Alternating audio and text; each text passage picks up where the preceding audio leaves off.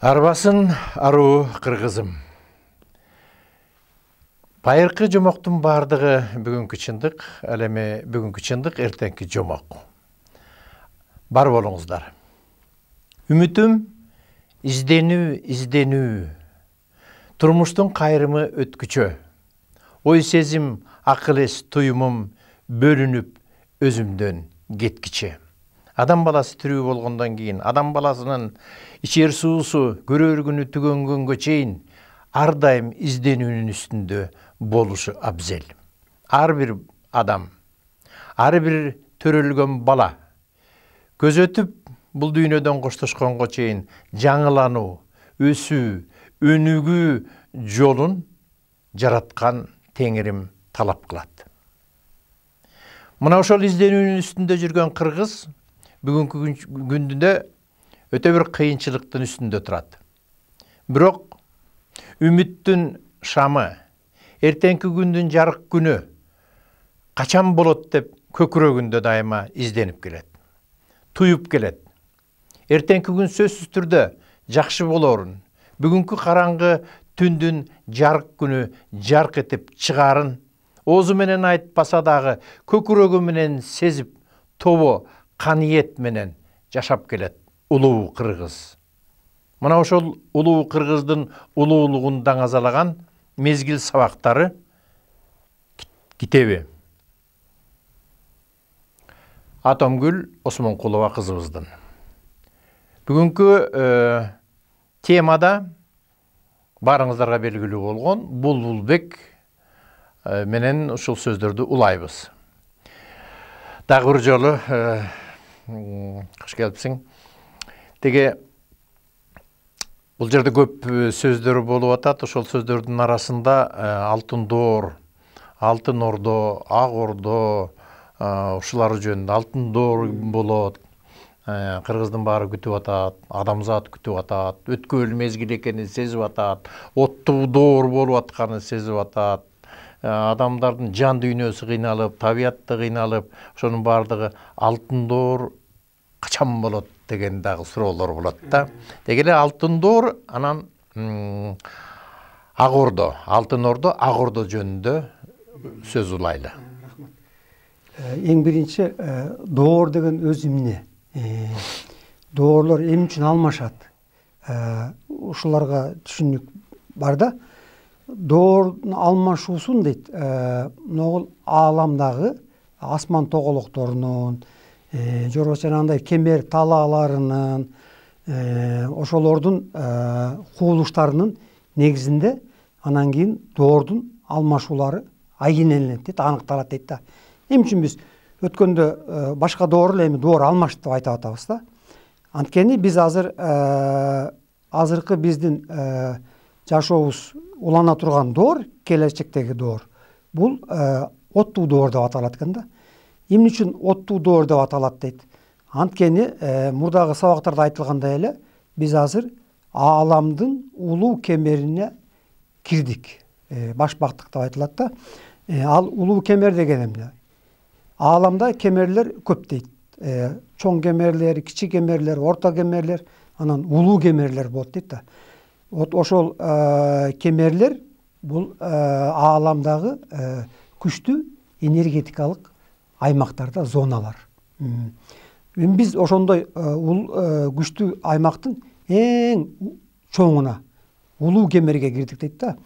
Улуу кемерге кирип чыгуунун мөөнөтү дейт. Бул кирүүң 4000 жылдын ар жак бер жагы, чыгуусу кайра ошондой. Ошондо 8000 жылды чапчыйт экен. Чоң кемерге кирип чыгуу. Анын ортосунда кичи кемерлер бар дейт. Мисалы үчүн 1000 жылда кирип чыга турган, 100 жылда кирип чыга турган, алар майда кемерлер деп айтылат да. Ошол кемерлердин таасиринин астында же болбосо жана айтылгандай галактикалык тогошуулардын, асман тоголоктордун тогошууларынын натыйжасында бүт ааламга чачырап аткан энергиялардын мүнөзү өзгөрүп, ошондо доорлордун алмашуусу ошондо келет дейт. Жөн эле келип эле доор алмашты деп койгон ал болбойт дейт. Доордун алмашуусу үчүн ааламда бир кандайдыр бир өзгөрүү пайда болуш керек да. Эми ошол өзгөрүү бизде пайда болду. Биз мурда жай тынч доордо жашап келсек, эми ушул 3-миңжылдык башталгандан бери, 2000-жылдан бери да улуу кемердин немесине кирдик. Кемер деген бул кысуу, кемер деген бул күчтүү энергиядан турат. Энергия деген бул от. Ошон үчүн келаткан доор оттуу доор деп аталат дейт. Эми оттуу доордун узактыгы канчага чейин созулат? Мурда айтылгандай эле 4100 жылдан кийин барып анан биз ошол кемердин дал төрүнө жетип, улуу кемердин анан мойнунан өтөт экенбиз да.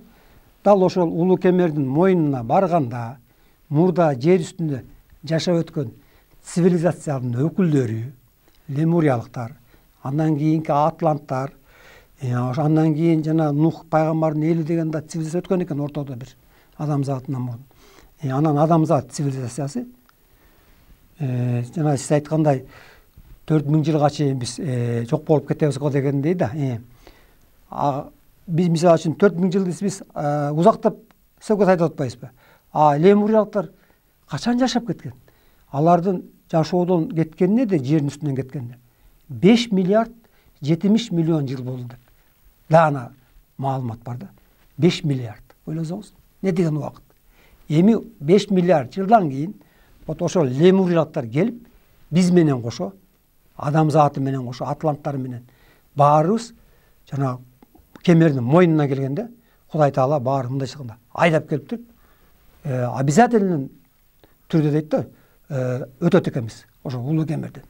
Анан улуу кемерден өткөндө алар болсо өздөрүнүн немеси бар да, жашоосунун деңгээли бар. Кандай деңгээлде? Адамзат болсо катуу денени таштайт экенбиз дагы. Биз буу денелүү акыбалга өтөт экенбиз дагы. Анан алтын доор деген доордуго кадам таштайт экенбиз. Алтын доор деп айтылып калган себеби ошол алтын доорго барганда адамдардын ааруулуктарычы, алтын кандай таза мисалы. Ошого биздин өзүбүздүн түшүнүгүбүзгө тууралап койгондо алтынга окшоп таза, алтынга окшоп аруу ушундай болуп, ошон үчүн ал доор алтын доор деп аталып калган себеби ошондон экен да. Ошо алтын доорго жетиш үчүн дагы 4100 жыл бар экен да. Бирок дейт, ошол кемерден өткөндөн кийин 4 цивилизация биригесиңер дейт. Азыр ар ким саргаш жакта жүр да. Ошол 4 цивилизация биригип алтын ордо деген бир коомду түзөсүңөр дейт. Аруу коомду. Мындайча айтканда мамлекет түзүлөт экен да. Алтын ордо деген. Эгерде ошо төртөөңөр жакшынакай немеге келип, шайкештүүлүк ынтымакка келип, ошол алтын ордону жакшынакай түзүп алсаңар, анан кийин силерге алтын ордону түзгөндөн кийин дейт, анан кийин алтын доор силерге эшигин ачат дейт да. Ошол жанагы мурдагы ыйык китептерде немелер айтылган, жана бейиш дүйнө ошондо болот дейт да. Бирок биз ойлойбуз да, алтын хорошо, алтын ордону түзөлү. Алтын ордо каерде түзүлөт? Каерде жашайбыз? Көрдүңүзбү? Ошондо биз Сириус жылдызына көтөрүлөт экенбиз. Сфераны жерде таштайт экенбиз дагы, Сириуска барат экенбиз. Сириустун дагы сфералары бар экен дагы. Ядросу, жана кызыл түстүү, анан көгүш түстүү деп, ошонун 3-бү, 4-чү ошол сферасына барып, анан алтын ордо цивилизациясы ошол Сириус кош жылдызында өшөрдө түзүлөт дейт. Ошончолук арулукка жетишип биз карасаңыз, эстетип көрсөңүз, не деген немеге Кудай Тааланын астында өйдөнкү сферага адамзат цивилизациясы көтөрүлөт экен да. Эми бул лучший вариант да. Бирок дейт, силер ошо 4100 жылга чейин теңирден тескери кетпей, жакшынакай Кудай Тааладан алган мындай маалыматтар аркылуу ар кандай көрсөтмөлөрдүн негизинде атланттардын жардамы менен, ошол эле лемуриялыктардын жардамы менен, алар ар дайым пирлердин жардамы менен эч качан пирлер бизди таштабайт экен. Алар биз ошол алтын ордого өтмөйүнчө дайыма пирлердин көзөмөлүндө болосуңар дейт. Ошол пирлер силерди дейт туура жолго багыттап отуруп, алтын ордого алып бара турган эң күчтүү немелер, касиеттер ошолор пирлерде. Ошон үчүн жана кээ бир пирлерди Кудай Таала алмаштырып коюп атпайбы? Кудайдан берилген пирлерди, мисалы үчүн Дөөтү пири бул Дөөтү пайгамбар пирге айланып атат, Сулайман пайгамбар пирге айланып атат. Анан дагы бир пайгамбар бар экен, Улукман пайгамбар. Адагы пирге айланып экен. Адага мүмкүн ал үчөө немеге айланып кетти. Анткени жанагындай адамдардын аруланыш үчүн физиологиялык дейбизби, өзгөчөлүктөрдүн баарын жаңдоорго дайындаш үчүн алардын жумушу башка пирлердин жумушуна караганда көбүрөөк иштешет да силер менен. Ошон үчүн аларды убактылуу бир кызматына Кудай Таала Теңирдин астында дайындады дейт да. Эми ошолордун жардамы менен анан кийин алтын доорго өтөсүңөр. Болбосо биз алтын доор десе ойлой беребиз да, жердин үстүндө туруп эле биз бешикке чыгып кетет экенбиз. Андай эмес, көрдүңүзбү? Бүт баардык нерсе улуулуктун программасынын негизинде гана болуш керек экен.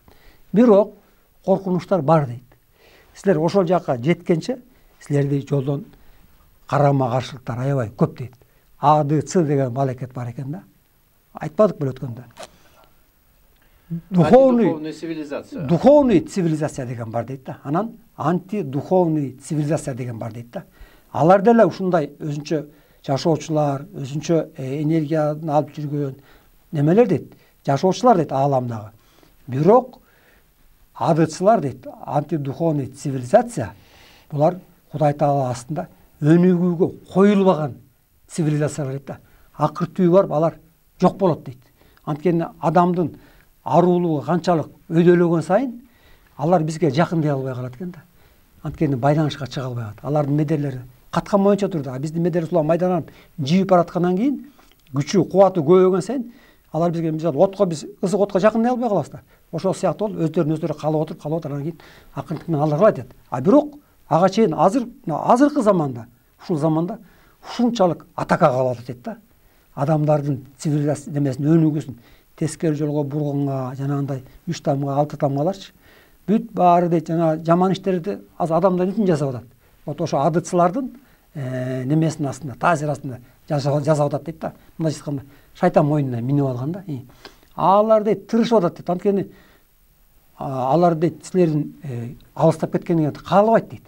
Анткени антидуховный цивилизациянын жашоочулары силерден дейт күч кубатты, азыкты силерден алат дейт. Энергия түрүндө сорот дейт сизден. Көрдүңүзбү? Жана жаман күчтөр бизге жабышканда бизден жакшы энергия бар соруп, анан ошондо биздин психологиябыз өзгөрүп, ден соолугубуз аксайбы, ушундай бир жаман акыбалдарга туш келип, алардын таасирине бирок биз берилип кетпешке, алардан күчтүүрөөк болушубуз керек экен да. Ошондон кийин алар бизге койгон жана атакаларын дейт да, жаза албай калат дейт. Анан бир гана коркунуч дейт. Силер ойлойсуңар дейт, мынакей ааламда топон суу болуп кетиши мүмкүн, же болбосо бир шамалбы, же бир жер титирөөлөр болуп кыйрап, же болбосо адамдар өздөрү эле жана бири-бирин согушуп отуруп кырып таштайт. Андай коркунучтар да бар да. Вот ошол жаман нерсенин баарын жана адыслар жазайт экен да. Ошолордун таасир астында жазайт экен. И ал коркунучтар да бар дейт. Бирок силер адам коркпогула дейт. Коркпогула. Биз баарын көзөмөлдөп турабыз бияктан дейт. Биз силерди эч качан кароосуз таштап койбойбуз дейт. Өзүңөрдү өзүңөр менен. Баардык нерсе под контролем дейт. Бирок бир гана коркунуч дейт, бул генетический мутация дейт. Көрдүңүзбү? Генетический мутация деген силер адамдар дейт, Кудай Тааладан берилген матрицалык касиетиңерди, ДНК-ңардын касиетин, рух энергиянын касиеттерин, матрицалык касиетин бузуп аласыңар дейт да. Вот ошол генетикалык мутация эң биринчи коркунуч ошол дейт. Ошодон сак болгула дейт да. Билбейм, эмне ошентип айтат. Адам деле сактап койсо болмок да бизди Кудай Таала. Раз көзөмөлдөп тургандан кийин. Менимче бул бардык нерсе Кудайдын көзөмөлүндө сөзсүз. Анан ошону менен катар бул нерсенин бардыгын адамдын өсүшү үчүн Кудай жасабаш керек. Бул адамды өсүш үчүн адам өзүндөгү Кудайдын бүркүмүн өстүрүү. Туура. Мына бүгүнкү күндө рептилоид деген нерселер интернетте толуп тура. Анын далилдери катары ар кандай ДНКны бузуп аткандар. Ошону айтам да. Ошол азыр немелер ГМО деген балекет чыкпадыбы? Генно модифицированный. Вот ошол гендерди бузуу дейт, бул Кудайдын мыйзамын бузууга барабар дейт. Кудай Таала берген матрицаны дейт, касиетти силер бузуп атасыңар дейт. Эң коркунучу ошол. ГМО деген генетически модифицированный организм болуп атпайбы, көрдүңүзбү? Организмдердин генин биз бузуп атабыз да.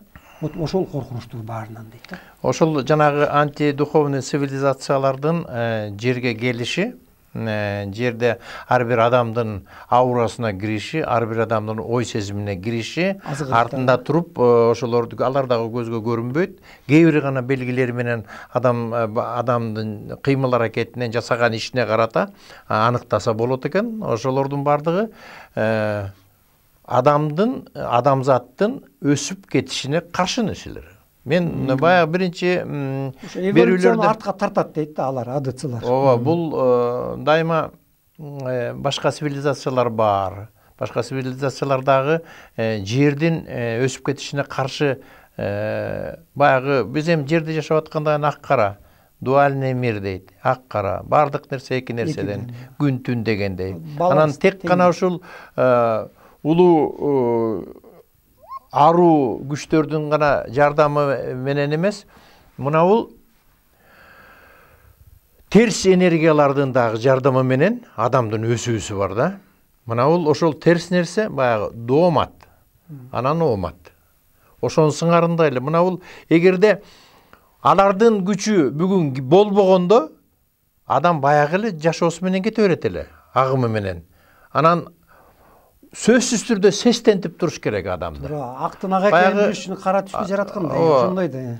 Бир жазуучун адамды ойлонуш үчүн аны капа кылыш керек деген сөз бар да. Кээдечи адамды ойлонуш, чтоб человек задумался, надо его обижать деп Горький жазганда.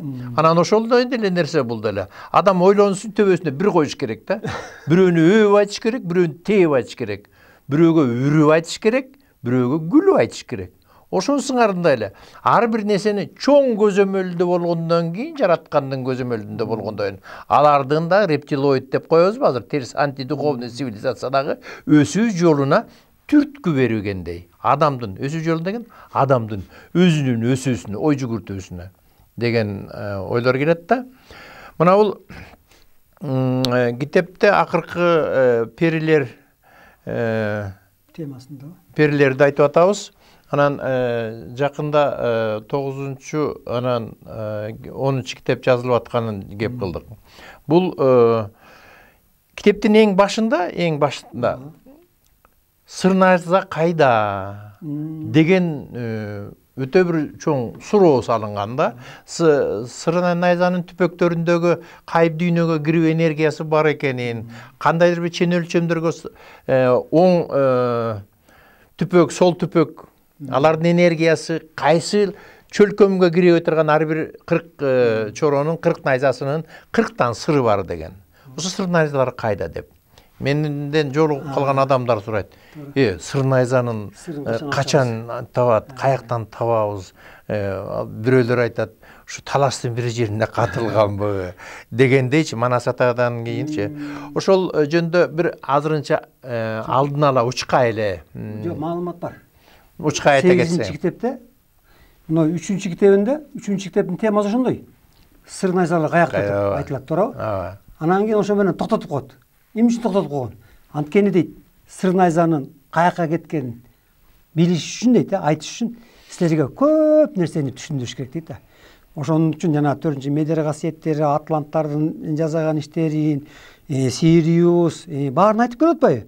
Ошонун баары эле, ушунун баары келип сыр найзаларын каякта экенин бизге түшүндүрө албай атат да. Эми уже 8-чи китебинде айтты. Сыр найзалары каякта экен. 9-чу китепте. Жок, 8-чи китепте. 9-чу китеп чыга элек. 8-чи китепти жакшылап окусаң, ошол жерде бар да, мындай экен көрсө. Жана перилер 8-чи. Ошо 8-чи китепте айтылган, ооба. Бирок точно айтпайт, каякта экенчи.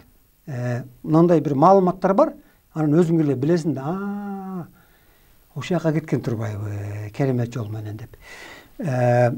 Жана айтпадыкпы, сыр найзаларды чоң азат бүткөндөн кийин алып келип, жана андай немелерди капшыттап, анан кийин кургуйга салып, ыйыктап, баарын бүтүрбөдү. Анан бүтүргөндөн кийин дейт, баарын даяр болгондо, бул сыр найзаларда жана катылган күчтүү энергиянын илептери, кубаттары дейт, 40 чоронун дейт, 40 чоронун рух энергиясына дейт, бекитилген дейт. Көрдүңүзбү? Сыр найзаларынын касиеттерин 40 чоронун жанынын энергиясына кошо киргизиптир. Анан кийин ошол 40 чоронун немеси каяка кетти рухтары. азыр айтып атпайсызбы жанагы ааламдык кайып казынада жанагы 41 түрлүү оттор бар деп өттүкпү. Ошол оттордун ар биринде ошол бир чоро турат. Аттары билине элек, бирок 7 чоронун кайсы жерде турганы белгилүү. Мына биринчи түстө, эң биринчи жанагы спектрде чубак чоро турат. Анан кийин 6 чоро турат. Анан кийин дагы бир чоро турат. Мен унутуп калдым азыр. Алмамбет чоробу же кайсы чоро? Алмамбет жана жетөөнүн бирөө. Алмамбет чоро жетөөнүн бирөө. Ада турат. Жана неме турат? Ажыбай ата турат бирөөсүндө. Анан точно мен билгеним 4-чү жашыл сферада Жайзаң ата турат. Аны мен точно билем. Калган эстей албайм. Анан кийин ошентип кетип отуруп кезеги менен. 6-чы Бокмурун. 6-чы Бокмурун сиз билесизби? Анда Бокмурун, анда 4-чүдө неме? Жайзаң ата 4-чүдө. Анан 7-чиде сыя түстө Ырчуул ата. Анын 3-өө мен точно билем да. Сиз 4-чүсүн билет экенсиз. Вот ошол 40 чоро дейт. 40 чоролор дейт. Найзалар. Найзалардагы найзалар материалдык дүйнөдөн найза да. Алар бул материалдык дүйнөдөн ал найза катары катуу, жанагындай темир, жыгач катары алар жок болуп кеткен дейт. Алар нурга айланган дейт. Жанагы ширетилген нурларга. Вот ошол күчтөр, энергиялар 40 чоронун рух энергиясына сиңирилди дейт. Көрдүңүзбү? Көрсө, вот ошол 40 найза, мынакей. Мына ааламдык кайып казынадагы мына жерде бар да, мына. Көрдүңүзбү? Мына. Мен кармайын. Дал ушул жерде мынакей сыр найзалар азыр мына бу жерде турат. Мына бу жерде чубак чоронун сыр найзасы үшүнтүп отуруп, ар бир чоронун аттары кийин берилет дейт. Азыр берилерек. Вот ошол ар бир чоро, мына кызыл бир спектрде 2ден чоро турат. Ар бир спектр. Ошондо бул 20 болот атпайбы? 20да 40 чоро турат, а 21-inde чоро жок. 21-inde Манас атанын энергиясы турат дейт. Ал энергиянын азыр мүнөзүн, ал эмне болгон энергия айтканга азыр силер эрте дейт. Ал жөнүндө сөз кылбайбыз дейт. А мына 40-да 40 чоро турат. Көрдүңүзбү? Мынакей 40 чоролор өздөрүнүн найзалары менен, булардын рух энергиясы менен сыр найзадагы энергиялар биригип туруп, күчтүү нурга айланып туруп, анан кийин мынакей сыр найзалар мына азыр ушул жерде тизилип турат. Булар бу жерде тизилип туруп, эмне жумуш кылып атат алар? Сыр найзалар эмне жумуш кылып атат? Биринчи жумушун булар жанагы галактикалык тогошуу болоордун алдында 286 күн адамзат эмнебедиби? Мындай процесстен бизди канча жолу 6 жолу өткөзбөдүбү? Ошондо эң биринчи жумуштарын алар жасашты. Ошо менен алардын жумушу бүттү. А эми азыр болсо, азыр мындай экен да. Мисалы үчүн мен өнүгүү жолунамын да, арулануу жолунан мен аракет кылып атам, тазаланайын деп атам. Анан кээ бир буракта мен бир туура эмес жака бурулуп кетишим мүмкүн да. Ниетим бузулуп кетеби, оюм бузулуп кетеби. Ошондо дейт, менин кайсыл энергиям бузулуп баратат. Жашыл энергиямбы, кызыл энергиямбы, көк энергиямбы. Ошондо дал ошол жерде турган чоро ошону сезет дейт. Ошону сезип туруп, жана найзасынын касиети менен бизди түртүп оң жолго улам. Сүрмөлөп, үшүнтүп отургандан кийин алтын доорго силерди жеткизе турган касиет вот ошол 40 чоролордо дейт. Вот 40 чоролор дейт, адамзатын үшүнтүп отуруп, коштоп, жолдоп, колдоп отуруп дейт, анан кийин алтын доорго силерди апарат дейт. Адамдын аурасы чоролордун көрүңүзбү? Найсалары какты экенин уже айтып койду. Жок, эми ушуну менен элдин баягы немесин дагы бир аз козгоп койдук, бирок элдин күткөнү баягы материалдык найза болчу да. Жок. Маселен кээ-бирөөнүкү да айтайын дегеним. Мен уктум да. Ушу найзаларды издеп жүргөн бир адамдар бар экен да.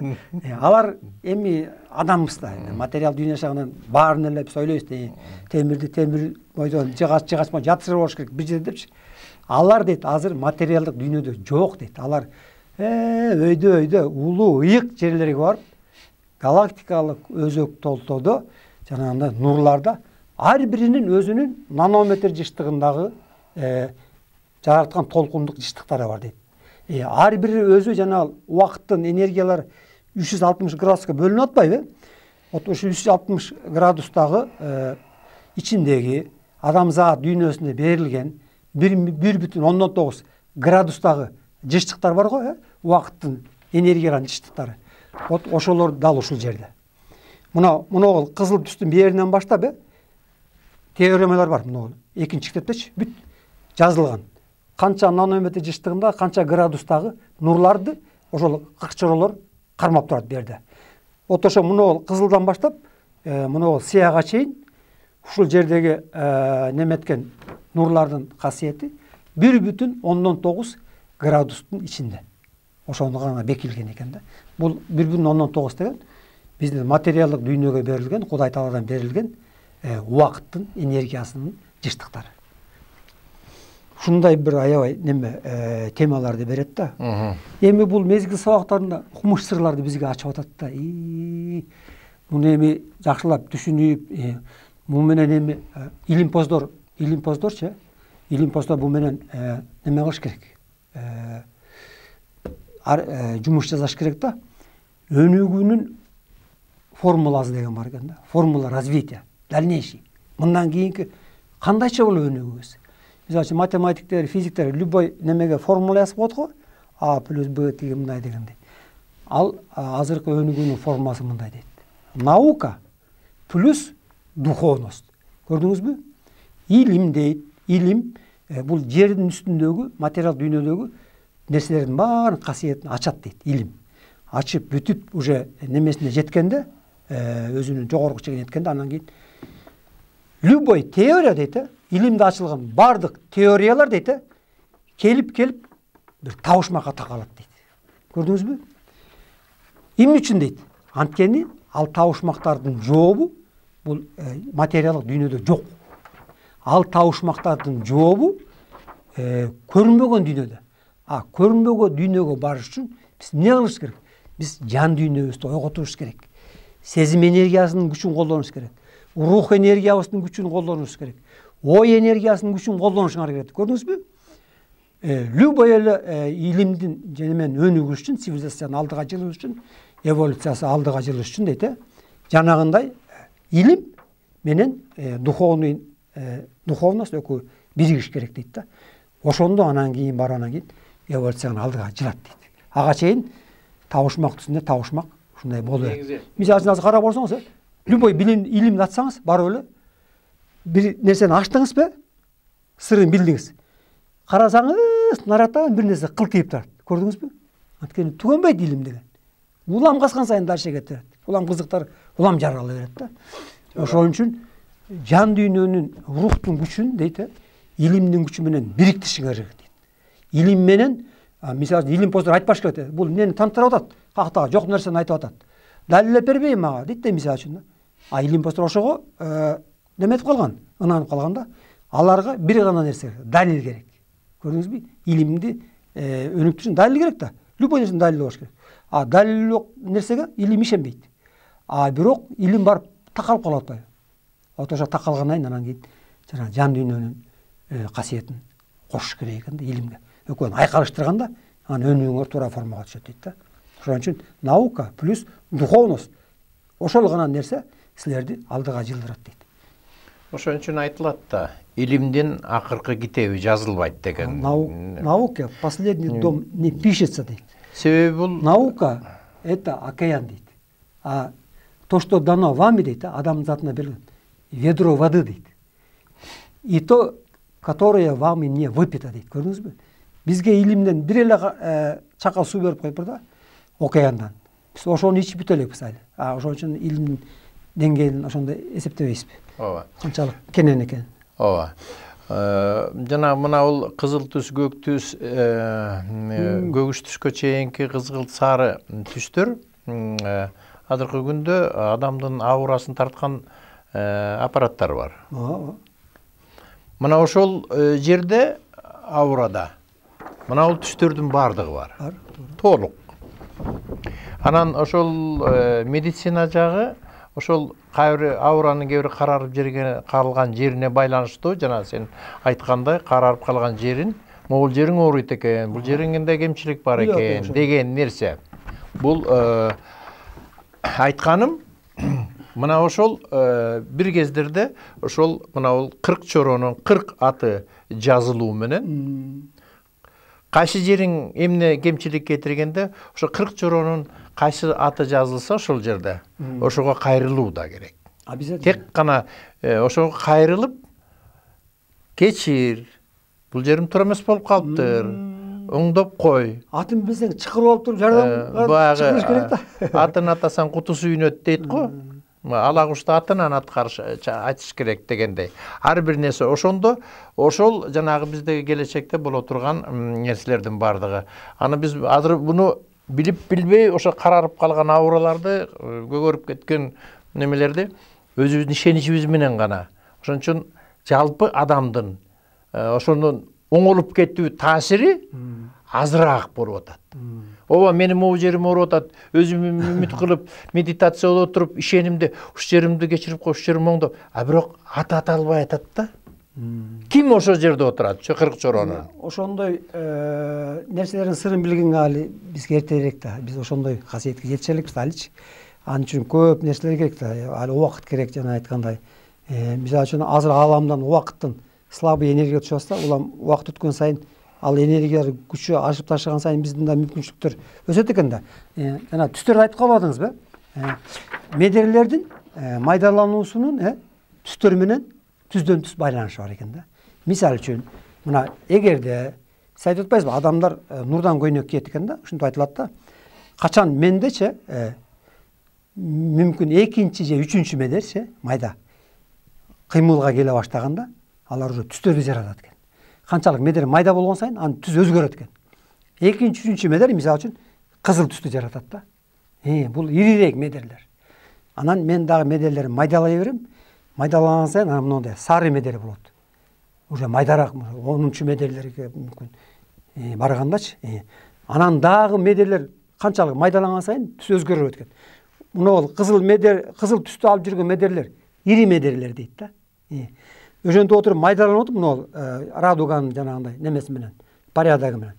Эң майда медерлерди жараткан түс дейт, бул сыя түстөр дейт. Раз, значит, биздин көзүбүзгө сыя түс көрүнсө, мына ошол жерде майда медерлер кыймылдап атат экен да. Ушундай экен да. Көккө теңир. Немеде деле ошондой, физикада деле ошондой.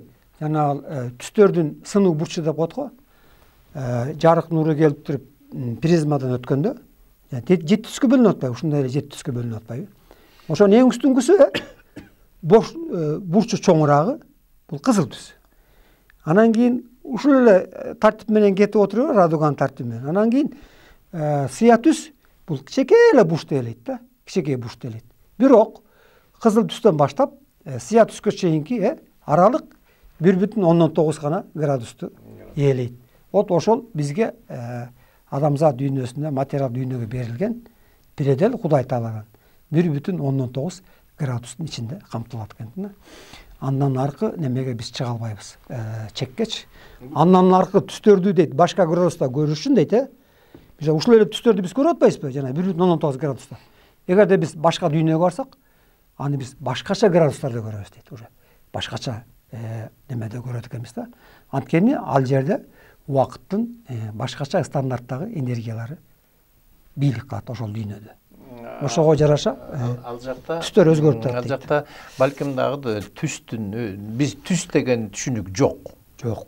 Бардык жерде жети түс бар дейт. Хоть кайерге барсаңыз дагы жети түстү көрөсүз дейт. Болгону башка градуста көрөсүз дейт да. Ушундай. Ошол башка градуста жети түс башкача да, жок да. Ушул эле түстөр экен. Мына ошондой айтылат да. Макул ошондой эле болсун. Башка кандай түс бар деп ойлойсуз? Негизи сөзсүз эле түс болуш керекпи деген жок. Түс күндүн түсү, маселен, көк асмандын бири көк түсү. Күндүн түсүндө мунул жети түс чогуу бар. Жети түс баары бириккенде, жети түстү мисалы үчүн жети түрлүү лампочка коюп туруп, бирөө кызыл, бирөө жаш, бирөө сары, баарын коюп туруп, бир точкага берсеңиз, ак болуп калат.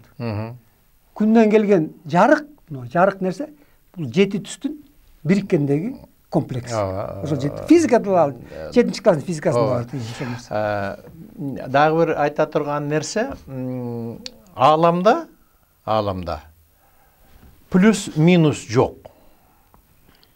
Плюс минус жоқ дегенім ал жақта нөл. Азыр біз екі дүйнөдө жашап, табият менен адамдын гармониясын, аял менен эркектин гармониясын, плюс менен минустун гармониясын түзүү аркылуу жашоо болуп атат. Бул нерселердин бардыгы адам менен аял менен эркектин ортосундагы айырмачылык жоюлуу энергия түрүндө. Табият менен адамдын экөөнүн энергиясы жоюлуу, бир болуп кетүү деген нерсе бар да, бул жерде эки нерсе дайыма кандайдыр бир деңгээлде карама каршылык деген эле нерсе. Күн менен түн бири-бирине карама каршылык. Аялдын энергиясы, эркектин энергиясы. Табият баягы киндиктештеп атпайбыз табият менен. Ошол нерсе жуурулушуп бир болуп кеткенде баягы эки нерседен ошонун сыңарындай мен өзүмдүн ой жүгүртүүм бул. Мен муну бул жакта мындай жок, айтылбайт бул нерсе. Ошол нерсе жоюлуп кетүү менен бир бүтүмгө келүү. Бир дегендин карама каршылыгы жок дегендей нерсе да. Ошол нерсе жана айтпадыкпы? Ошондой бир бүтүндүүлүккө, түбөлүктүүлүккө жетиш үчүнчө биз медерелерибизди убакыттын медерелерине тетеликте майдалашыбыз керек. Вот ошол убакыттын энергиясы толук матрицасы бийлик кылган дүйнөлөрдө, ал дүйнөлөр убакыттын дүйнөлөрү деп айтылат экен да. Вот ошол жерде сиз айткандай ноль. Ал жерде плюс минус деген жок. Вот ошол нерсе убакыттын энергиясынан турган дүйнөлөр деп аталат экен аларчы. Эң арулуктун чеги ошол нерсе экен да, түбөлүктүүлүк деп айтылат экен да. Ага чейин биз пока түбөлүктүүлүккө жетмей үчүн эч качан оңдун, солдун, плюстун, минустун, ызыктын, сууктун немеси айырмачылыктары жоюлбайт. Анткени аалам вот ошол экөөнүн карама каршылыктын балансына кармалып турат. Вот ошол нерсе 50-50 болуп турган үчүн баардык нерсе өзүнүн ордунда турат. Жылып кетпей, чачырап кетпей, ошол жана карама каршы энергиялардын таасиринин астында биз кармалып турабыз. Ал карама каршылыктар бузулуп кетсе, анда ааламда хаос пайда болуп кетет да. Сиз айткандай жанагындай абсолютный нерсе только жанагындай биз убакыттын энергиясына, убакыттын медерлерине тете майдалыкка уюган, уус нерсеге айланганда, вот ошол жерде анан кийин жана сиз айткандай абсолютный ноль болот экен да. Ага чейин андай арулукка жетишмейинче карама каршылыктардын болгону болгон, жаралганы жаралган, ал мыйзамдан биз эч жакка качып кутула албайбыз. Ошол үчүн Кудай Таала бизди теңдеп турат экен да. Бул абдан туура ошону мен баягы жетер точкасын айтып атам ааламда. Бул бизди тегеректеп турган ааламда карама каршылыкта жана рептилоидтерди айтып атам. Жердин энергиясын соргондор бар. Жердин алтындарын ташыгандар бар. Булар маалыматтар керек болсочу биздин дүйнөдө убакыт только астыга жылат дейт.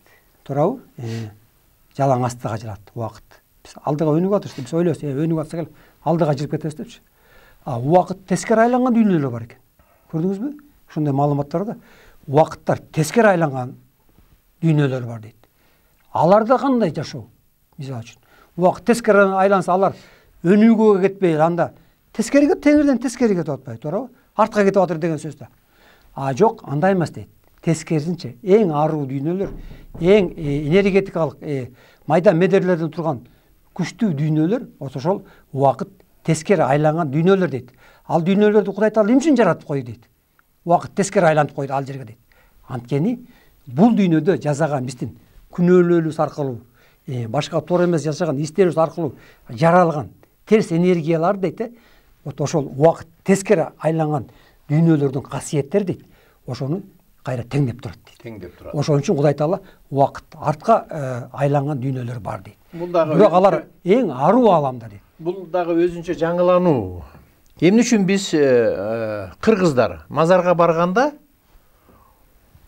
сол сааттын немесине агымына каршы айланабыз.